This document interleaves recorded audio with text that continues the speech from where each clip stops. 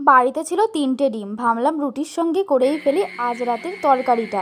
দেখতেই পাচ্ছ আমি এখানে মশলাগুলো কিন্তু বেটে নিয়েছি, আর এই যে সিদ্ধ করা আলু আর ডিম একে একে ভেজে নেবো। কড়াইতে প্রথমে তেল দিয়ে দিলাম, তারপরে যে দেখতে পাচ্ছ ডিমগুলো দিয়ে দিলাম। এবার হলুদ লবণ দিয়ে ভালো করে নেড়ে চেড়ে ভেজে নিয়ে তুলে নেব। ডিমগুলোকে কিন্তু খুব সুন্দর করে ভাজতে হবে। তারপরে দেখো দিয়ে দিলাম আলু, এটা কিন্তু সিদ্ধ করা আলু, এতেও দিয়ে দেবো লবণ হলুদ দিয়ে সুন্দর করে ভাজা ভাজা করে তুলে নেব।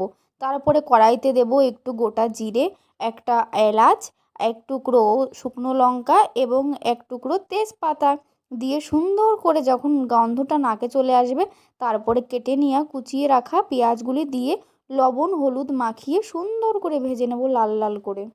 তারপরে যে মশলাটা আমাদের বাটা ছিল সেই মশলাটা কড়াইতে সুন্দর করে দিয়ে হালকা একটু জল দিয়ে সুন্দর করে কষিয়ে নেব।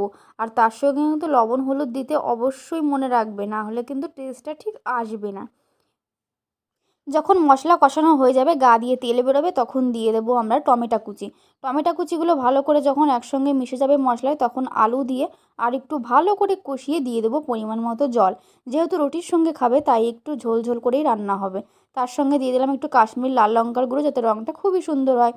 টকবক করে যখন ফুটতে থাকবে তখন ভেজে রাখা ডিমগুলি সঙ্গে করে দিয়ে দেবো, এবং লাস্টে নামানোর আগে একটু ধনেপাতা কুচি আর একটু গরম মশলা পাউডার দিয়ে দিলেই রেডি আমাদের স্পেশাল ডিমের ঝোল বা তরকারি, যেটা তোমরা বলো।